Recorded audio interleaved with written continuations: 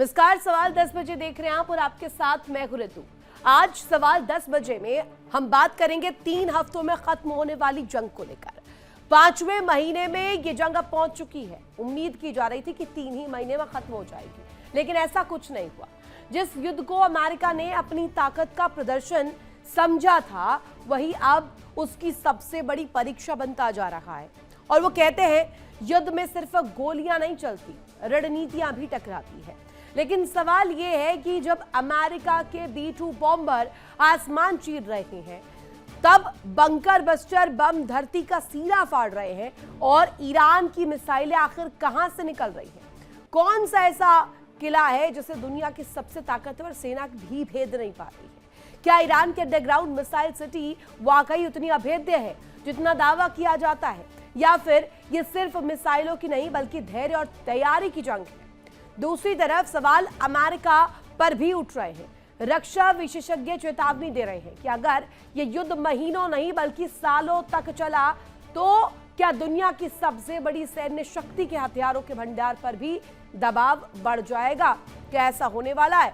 और क्या इंटरसेप्टर मिसाइलें जो है, एयर डिफेंस सिस्टम और हाई प्रेसिजन हथियार उतनी तेजी से बन पाएंगे जितनी तेजी से इस युद्ध में खर्च हो रहे हैं? हालांकि पेंटागन पूरे आत्मविश्वास से कह रहा है कि अमेरिका पूरी तरीके से तैयार है, उसके पास पर्याप्त हथियार है और उत्पादन क्षमता भी बढ़ाई जा रही है। लेकिन सवाल सिर्फ गोदाम का नहीं, सवाल है उस रणनीति का जो 5 महीने बाद भी निर्णायक बढ़त में नहीं दिला पाई है। तो क्या अमेरिका ऐसे युद्ध में फंस चुका है जहां हर हमला सिर्फ अगली लड़ाई की भूमिका बन रहा है? और क्या ईरान की सबसे बड़ी ताकत उसकी मिसाइलें हैं या उसका भूमिगत सैन्य नेटवर्क है? और अगर यही हाल रहा तो क्या यह संघर्ष पूरे पश्चिम एशिया की तस्वीर बदल देगा? एक बड़ी खबर इस बीच सामने आ रही है, बड़ी जानकारी आपको दे दे। अमेरिका लगातार ईरान पर तबाही मचा रखा है। बड़ी खबर, दक्षिण पश्चिमी ईरान के बेबहान पर हमला किया गया। मिसाइल अटैक के बाद भीषण आग लगती हुई बताई गई है। दक्षिण पश्चिमी ईरान के बेबहान इलाके पर यह हमला किया गया और ईरान यहां पर जिस तरीके से इसको लेकर प्रतिक्रिया देता हुआ नजर आ रहा है, ये जंग यहां पर थमती हुई रुकती हुई नजर नहीं आ रही है। और इसी पर ज्यादा बातचीत करने के लिए हमारे साथ खास मेहमान जुड़े हुए हैं। तारुफ करवा दूं आपका, कमांडेंट डॉक्टर भूषण दीवान सर, साथ ही साथ अमिताभ कुमार, वरिष्ठ पत्रकार हमारे साथ जुड़े हुए हैं। कुछ ही पलों में आपको स्क्रीन पर एक और खास मेहमान ग्रुप कैप्टन आशीष सहाय सर भी देखेंगे। दीवान से सबसे पहला प्रश्न आप ही से, ये ट्रंप का बारूदी प्रहार बहुत कहा जा रहा है कि कॉस्टेड जो एक्सपेंसिव डिफेंस के जो प्रोडक्ट्स है उसका इस्तेमाल करते हुए, मिसाइलों का इस्तेमाल करते हुए ईरान के ऊपर हमले किए जा रहे हैं। लेकिन क्या अभी तक ईरान की उस missile city, so called missile city को भेद पाने में अमेरिका फेल हुआ है? बिल्कुल रितु जी, आपने बहुत अच्छा कवर किया है, समरी दी है। और वो लॉन्च मिसाइल को दागने के लिए मिसाइल की एबिलिटी हो, कितनी मिसाइल्स हैं? कम से कम 1500 2000 मिसाइल अभी भी उनके पास हैं, जो दिन में वो 4 5 6 10 तक भी कर रहे हैं। और नंबर 1, नंबर 2 प्रोडक्शन कर रहे हैं।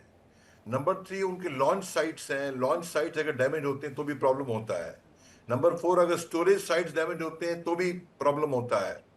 इसी हिसाब से कई कई हजार ड्रोन्स भी उनके पास अभी हैं। तो ये सब के चलते जो लड़ाई हो रही है, अपना काम कर रहा है, रिपेयर भी कर रहा है। जो टूट गए हैं मिसाइल के लॉन्चेस हैं, मिसाइल के स्टोरेज हैं, और फैक्ट्रियां जो बना रहा है वो भी है। 100% नहीं है पर 70% अभी भी है। तो कम से कम 1.5-2 महीना और ईरान अच्छे से अमेरिका के साथ लड़ सकता है। ये बातें करते रहे, बयान बहादुर हैं ट्रम्प साहब, ये कर दिया, वो कर दिया, ये कर देंगे, वो कर देंगे, इससे होने वाला नहीं है। पर जब तक ये फौजी ग्राउंड पे नहीं उतारेंगे अमेरिकन, तो ये ईरान को काबू नहीं कर सकते। पर मैं नहीं कह रहा उतारो, उतारा है उन्होंने फौजियों को ग्राउंड पे, नहीं दीवान और सर, मारे इसमें जाए। भी एक ट्विस्ट है। ईरान कह रहा है कि उतारिए तो बूट्स ऑन ग्राउंड, फिर उसके बाद ईरान बताएगा। और सेकंड, एक छोटी सी बात बता दूं, अमेरिका ने कह दिया है सऊदी को, आपके साथ 3 साल का न्यूक्लियर एग्रीमेंट कर लिया अमेरिका ने न्यूक्लियर वेपन बनाने के लिए, विदाउट आईएई सेफगार्ड्स के बगैर, इंस्पेक्शन के बगैर। और 1 2 3 जो रहता है कि न्यूक्लियर वेपन बना सकते हैं। मतलब क्या? अभी तो ईरान, मैं कह रहा हूं, आपकी जेल में भी लिखा है 1-2 महीने में ईरान खुद न्यूक्लियर वेपन बना लेगा। वो अब तो खुल के बनाएगा। अभी सऊदी को, अमेरिका को पता लग गया ईरान बना लेगा, इसलिए वो सऊदी को धोखा दे रहे हैं। तो ये सब बातें बहुत खतरनाक है दुनिया के लिए, रितु जी। बिल्कुल, और इसी को लेकर के तस्वीर भी नजर आ रही है, जैसा कि आपने कहा ये एनालिसिस कहीं ना कहीं अब ग्राउंड पर होता हुआ भी नजर आ रहा है। एक बड़ी खबर, उसके बाद अमिताभ सर का रुख करेंगे। अमेरिका ने लगातार 11वीं रात ईरान पर हमले किए हैं और 11वीं रात भी ईरान को दहलाया है। सेंटकॉम ने निशाना बनाया ईरानी सैन्य ठिकानों को, कमर्शियल जहाजों पर भी हमले के जवाब में कार्रवाई की गई। अमेरिका ने ईरान पर लगातार कई मिसाइल से हमले किए हैं, मिसाइल दागे हैं, और इसी के बाद ये तस्वीर नजर आ रही है। सेंटकॉम ने ईरानी ठिकानों को, जो कि खास तौर पर कहा जा रहा है कि मिलिट्री बेसिस हैं, सैन्य ठिकाने हैं, उन्हें टारगेट पर इस दफा लिया है। खास तौर पर कमर्शियल जहाज जो हैं ये रीढ़ साबित होते हैं और इन्हीं पर टारगेट सेट करना, अमिताभ सर, ये कौन सी रणनीति है और इसके जरिए सेंटकॉम दिखाना क्या चाहता है? कमर्शियल शिप्स के ऊपर टारगेट करना, अभी तक तो डोनाल्ड ट्रंप ग्लोबल पुलिसिंग कर रहे थे, ये गलत वो सही, अब कहां गई वो सारे नियम कायदे और कानून?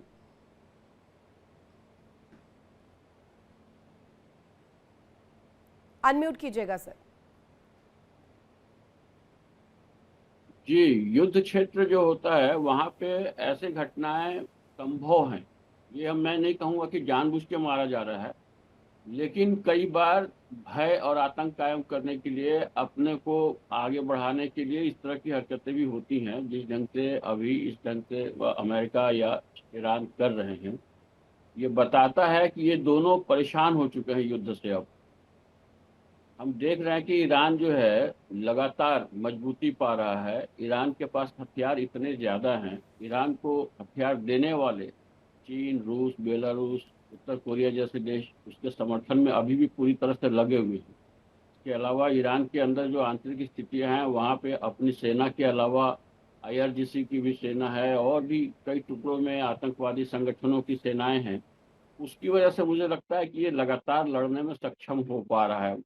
अमेरिका जो इतना उन्नत देश है, उसके पास इतने उन्नत साधन हैं, इतने ज़बरदस्त हथियार हैं, रडार सिस्टम है, इतने सैटेलाइट्स हैं, उसके बाद भी मुझे आश्चर्य है कि वो ईरान के जो उत्पादन केंद्र है, हथियार उत्पादन केंद्र है, हथियार उत्पादन भंडार हैं, जिन इलाकों से वो फायरिंग करते हैं, उन इलाकों को अभी तक पूरी तरह से मैप नहीं कर पाया है, लगता है। क्योंकि इतने हमले के वेस्टर्न बावजूद मीडिया इतने का लक्ष्य क्या है? वेस्टर्न मीडिया के नजर से देखे तो बहुत आगे है अमेरिका इस जंग में।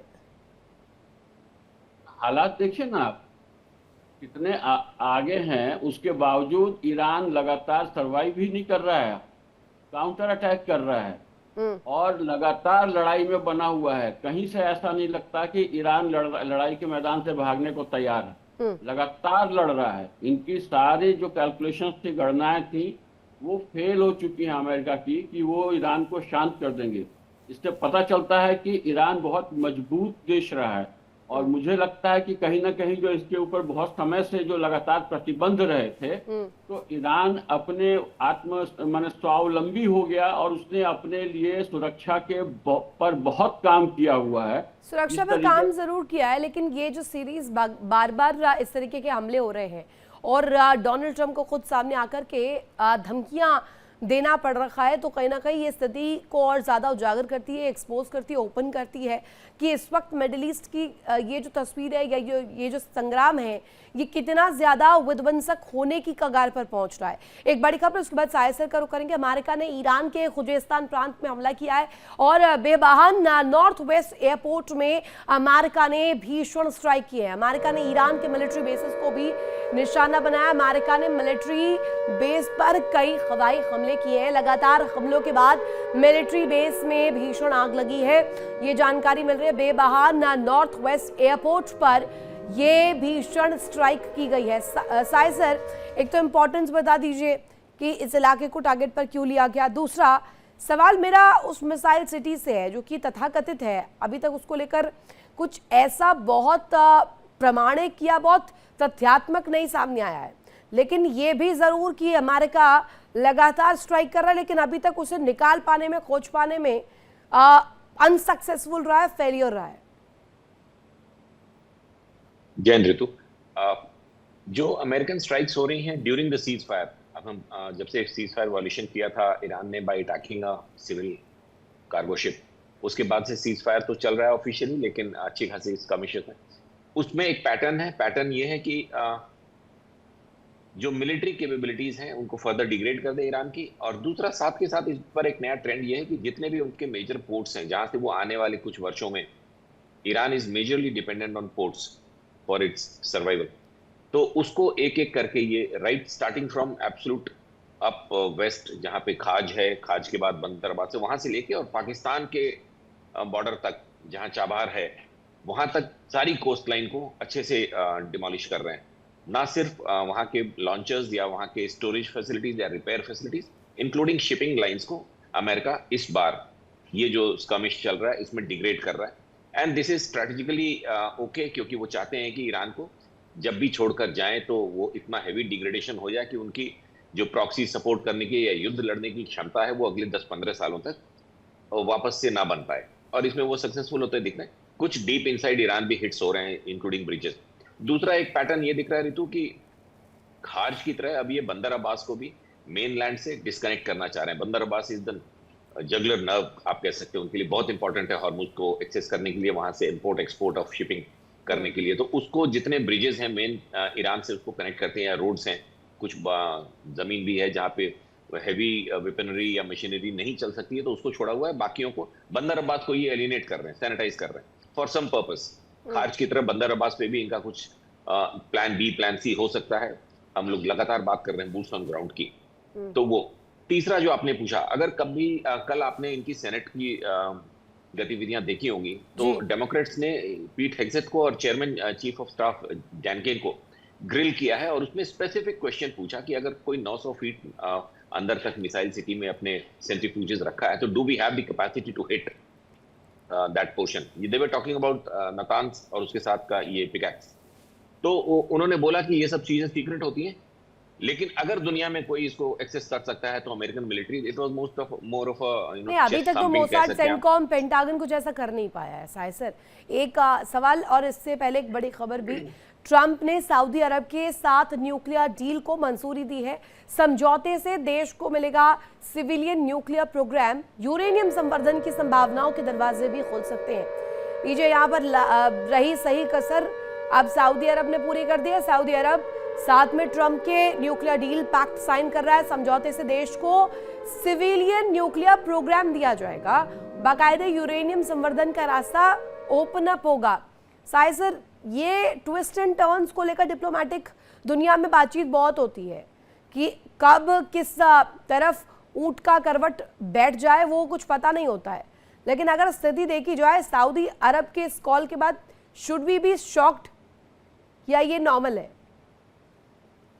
ये रूटीन है, क्योंकि न्यूक्लियर से शायद दर्शक ये समझते हैं कि it's is about the weapon. Nuclear reactors primarily peaceful use, basically power generation, energy generation, क्योंकि उस इलाके में रेगिस्तान है तो हाइड्रो पावर प्लांट्स कम हैं, उनके अपने लिमिटेशंस हैं इन टर्म्स ऑफ अगर फ्यूल पे कुछ ऐसा रोक लग गया जैसा कि हम पिछले 4 महीने से देख रहे हैं तो उनके पास पावर जनरेशन की क्राइसिस हो सकती है। तो इसको ओवरकम करने के लिए uranium enrichment for peaceful power generation, energy generation, या आपके लेमैन्स लैंग्वेज में बिजली बनाने के लिए इन न्यूक्लियर प्लांट्स का यूज होता है। उसमें 5 से 7% ऑफ यूरेनियम एनरिच करने की जरूरत होती है। तो इसको लेके एक नोशन जो है कि अरे न्यूक्लियर डील कर ली, nuclear deal for peaceful power generation plants and enrichment, तो ये एकदम ही न्यूट्रल है। इससे हाँ जो मैसेजिंग जाएगी, जो इस तरह के लोग हैं जिनके पास कुछ ग्रे मैटर कम है, जैसे IRGC है या यमन में जो हुतीज हैं, उनको ये प्रेशर लगेगा कि अरे न्यूक्लियर डील कर ली, क्योंकि यमन अभी डायरेक्टली सऊदी से एक बहुत मेजर डेवलपमेंट है ऋतु। आई एम वेरी श्योर आपके अपने दूसरे प्रोग्राम में उसको मैप कर रहे होंगे, Yemen versus हुतीज versus Saudi and the resultant impact on Pakistan Saudi defence deal. ये पिछले डिस्कशन में हमने चर्चा भी की थी जी। तो वो एक अच्छी डेवलपमेंट है इंडिया के लिए। ये जो डील की है अमेरिका ने, ये more of notional to help Saudi. America एक एक करके अगर आप ध्यान दें 30 सेकेंड्स, उन्होंने पहले लेबनान को अलाइन किया, कल वो लेबनान के प्रेसिडेंट के साथ ट्रंप बैठे थे, इट इज वेरी हिस्टोरिक। फिर UAE को OPEC प्लस से और एक्चुअली ईरानियन अम्ब्रेला से इजेक्ट किया। अब वो यमन की मेन गवर्नमेंट जो रिकॉग्नाइज्ड गवर्नमेंट है, नॉट हुतीज, उसके साथ खड़े दिख रहे हैं कि आप हुतीज को काउंटर करो। तो एक एक करके ये middle east and associated peripherals में जो एक अम्ब्रेला खमेनी बनाना चाहते थे, उसको starting from Abraham accord of 20 से लेकर अभी तक, कल की meeting with Lebanon president John Joseph with Trump, ये बहुत मेजर इंटरनेशनल ऑर्डर चेंज दिखाता है, shift of international order, which is a very good thing. जी रितु। दीवान सर, आपसे एक प्रश्न है मेरा, लेकिन उससे पहले एक बड़ी खबर, उसके बाद आ रही हूँ आपके पास। अमेरिकी हमलों के बाद लगातार अलर्ट पर ईरान बताया जा रहा है, और खासतौर पर पश्चिमी क्षेत्र, पश्चिमी तेहरान में एयर डिफेंस सिस्टम पूरी तरीके से एक्टिव बताया जा रहा है। अमेरिकी हमलों पर ईरान की पैनी नजर है, और ये क्षेत्र कितना इंपॉर्टेंट होता है दीवान सर, ये समझना जानना बहुत इंपॉर्टेंट है। लेकिन मेरा आपसे सीधा प्रश्न है, ऐसा लग रहा है कि जो जंग 3 महीने 2 महीने में खत्म होनी थी, वो जंग अब इतनी लंबी खिंच गई है कि अब ये आसार है कि कहीं सालों साल ना जाए, और अगर ये जाता है तो डोनाल्ड ट्रंप के लिए बड़ी मुसीबत नहीं होगी, सुपर पावर के लिए कुल मिलाकर? अनम्यूट कीजिएगा सर।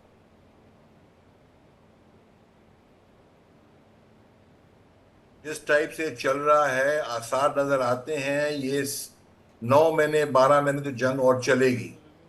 पर मैं समझता हूं अमेरिका, कितना भी अमेरिका को समझ आ गया है, जो अपने पत्रकार साहब ने बताया, अमिताभ जी ने, 40 साल से सैंक्शंस में जी रहे हैं आम आदमी ईरान के, गुर्बत में जी रहे हैं, प्रेशर में जी रहे हैं, वो पक्के हो गए, वो आयरन की तरह पक्के हो गए। उनके ऊपर ये ईरान का जो, अमेरिका का जो वार है, उनकी जो फैसिलिटीज को तबाह करना, जैसे वियतनाम में अमेरिका कुछ नहीं कर पाया, इतनी तबाही के बाद ईरान में कुछ नहीं कर पाएगा, अमेरिका को ये पता है।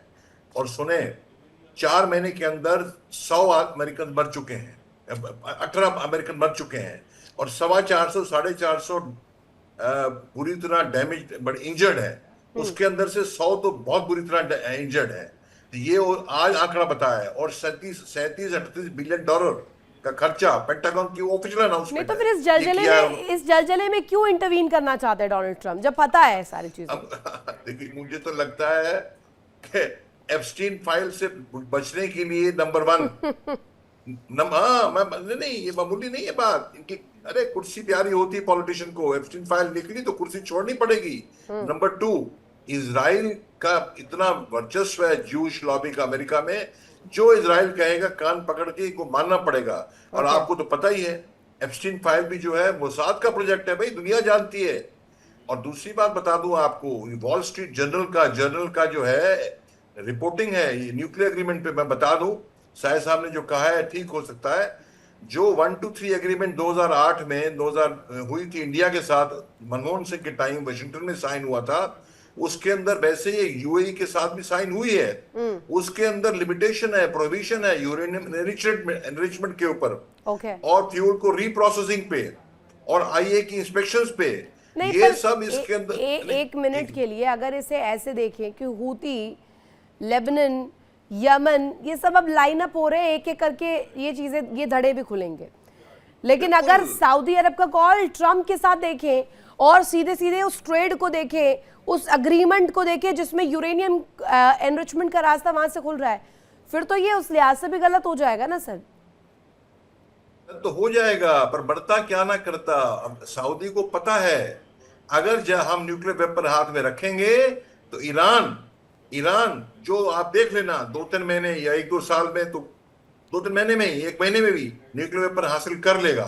तो उसको चेकमेट करने के लिए, जिसे कहते हैं म्यूचुअल अश्योर्ड डिस्ट्रक्शन, जिसे कहते हैं न्यूक्लियर डिटरेंस, अब तो सर्वाइवल मोड ऑन कर दिया है एक तरह से। और अमिताभ सर, एक प्रश्न आपसे बहुत क्लियर कट, समय में बस जरा कम है, आप मुझे बस इतना बताइएगा कि एप्स्टीन कोट अनकोट ये वाला जो मोसाड का ऑपरेशन है, वो कहीं ना कहीं अभी तक तो सक्सेसफुल है, क्योंकि नब्ज भी दबी हुए डोनाल्ड ट्रंप की, और ईरान पर लगातार स्ट्राइक भी जारी है। वो अपनी जगह पे है, लेकिन ये जो है ना, अमेरिका फिरंगी जो है, बेसिकली मैं साफ साफ कहता हूँ, ये दुनिया को लूट करके चलने वाले ही देश हैं। और अभी आपने देखा कि कैसे इन्होंने वेनेजुएला को पूरी तरह से लूट लिया, उसके पहले सारी दुनिया को ये उपनिवेश बना करके लूट रहे थे। तो अब जब फिर ये कर्जों में डूब रहे हैं और इनका वाहियात जो लाइफ स्टाइल है जिससे कि सारा जीवन, दुनिया का जीवन बर्बाद हो रहा है, पूरी दुनिया संकट में है, उसका अस्तित्व संकट में है, वो इनके लाइफ स्टाइल की वजह से, जिस ढंग के वैज्ञानिक इनके विकास कि के आप नाम कह रहे पे हैं कि यहाँ पर बवंडर ही बवंडर है। अभी स्थिति किस तरीके से आगे बढ़ती है ये देखने वाली बात होगी। बेसिस जल रहे हैं, खाक हो रहे हैं, विध्वंस हो रहा है, भयावह स्थिति है और आंकलन ये कहे जा रहे हैं कि साल भर तक कम से कम ये युद्ध चलेगा। अगर ये चलता है तो सबसे ज्यादा नुकसान क्या सुपर पावर को होगा, वही सुपर पावर जिसने इस जंग को इनिशिएट किया है। ये देखने वाली बात होगी, समय बताएगा। बहरहाल आप सभी का शुक्रिया कीमती समय देने के लिए, जुड़ने के लिए। मेरे पास इतना ही समय था, इसी के साथ यहाँ रुकेंगे एक छोटे से ब्रेक के लिए। ब्रेक के उस पार भी खबरें लगातार जारी है, बने रहिए इंडिया डेली के साथ।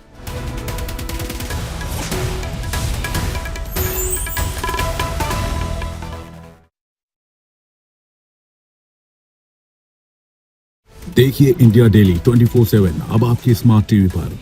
इंडिया डेली मौजूद है सभी डिजिटल प्लेटफॉर्म पर लाइव और लगातार। इंडिया डेली 24/7 हर दिन राष्ट्र को समर्पित।